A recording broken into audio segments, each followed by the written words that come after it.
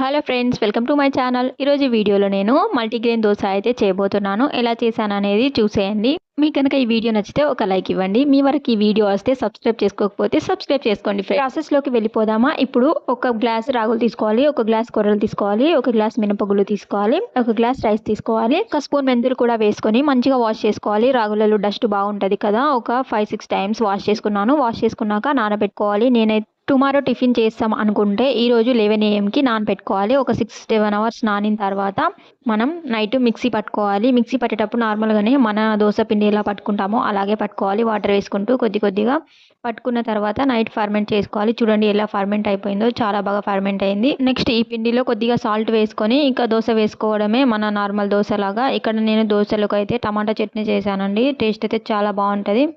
Normal దోశనే కాకుండా ఇలాగ carrot, onion, కొత్తిమీర వేసుకుంటే దోశ టేస్ట్ ఇంకా చాలా బాగుంటుందని చెప్పి ఇలా క్యారెట్ అయితే కట్ చేశాను. ఇప్పుడు స్టవ్ ఆన్ చేసి దోశ ప్యాన్ పెట్టుకొని ఇలా దోశలాగా వేసుకోవాలి. వేసుకున్నాక దీనిపైన క్యారెట్, కొత్తిమీర, ఆనియన్ వేసుకోవాలి. కొద్దిగా ఆయిల్ లేదా నెయ్యి కూడా వేసుకోవాలి. వేసుకున్నాక మంచిగా కాలుతుంది.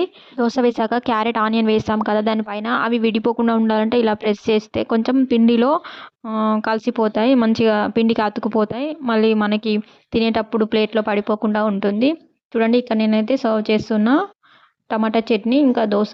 టమాటా చట్నీ పైన ఇలా ఆనియన్ కట్ చేసి వేసుకుంటే టేస్ట్ బాగుంటుంది. దోశ తినేటప్పుడు మనం హోటల్లో తిన్న ఫీలింగ్ ఉంటుంది.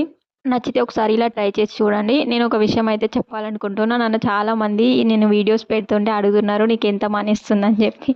యూట్యూబ్ గురించి జీరో నాలెడ్జ్ ఉన్న వాళ్ళైతే అడుగుతారు. వాళ్ళకి తెలియదు కదా యూట్యూబ్లో ఎలా వీడియోలు చేయాలి, ఏం అప్లోడ్ చేయాలి, ఎంతవరకు సబ్స్క్రైబర్స్ వస్తే మనకు మానిటైజేషన్ అవుతుంది, ఇలాంటివి ఏమి తెలియకుండా క్వశ్చన్ అయితే చేస్తున్నారు. నాకైతే చాలా నమ్మస్తుంది. ఎందుకంటే నా ఛానల్ నేను స్టార్ట్ చేసి చాలా రోజులు ఇయర్సే అవుతుంది, కానీ ఇంకా నాకు సబ్స్క్రైబర్స్ అయితే రాలేదు. చూద్దాం నాకు సక్సెస్ అనేది ఎప్పటి వరకు వస్తుందో. అందరు అంటున్నారు కదా, అందరిలాగే వాళ్ళ మాటలాగే నాకు మనీ ఎప్పుడు వస్తుందో చూడాలి, వెయిట్ చేయాలి. ఇక నా దోశ విషయానికి వస్తే మల్టీగ్రెయిన్ దోశ చాలా బాగుంది. అసలు మల్టీగ్రెయిన్స్ లాగానే లేదు. ఇవన్నీ వేసుకొని తింటే మన నార్మల్ దోశలాగా అనిపిస్తుంది. ఆలు కర్రీ కూడా చేశాను నేను ఈవినింగ్. పల్లి చట్నీ కూడా చేశాను. ఈవినింగ్ డిన్నర్లోకి హెవీగా రైస్ తింటే బాగుంటుందని చెప్పి దోశనే వేశాను. చూడండి మేమైతే చాలా బాగా తింటున్నాం. నా బాబు తినేశాడు, కానీ మళ్ళీ నాతో తింటున్నాడు. వాడికి దోశ అంటే చాలా ఇష్టం. దోశని బాగా ఎంజాయ్ చేసుకుంటూ తింటాడు. ఇక్కడ ఎందుకు అలా వంగి తింటున్నానంటే, నేను ఒక సెల్ఫీ స్టిక్ తీసుకున్నా. దానికి ట్రైపాడ్ లాగా చిన్నగా కింద వచ్చింది. ఇన్ని రోజులు వీడియోస్ అయితే దాంతో చేసా, బట్ ఇప్పుడు అది కూడా విరిగిపోయింది. అందుకనే ఇలా చైర్కి మొబైల్ పెట్టి ఇలా వంగి వంగి తింటున్నా మీకు చూపించడం కోసం. సో ఫ్రెండ్స్, ఇది మ్యాటర్. నచ్చితే లైక్ చేయండి, షేర్ చేయండి, సబ్స్క్రైబ్ చేసుకోండి. బాయ్.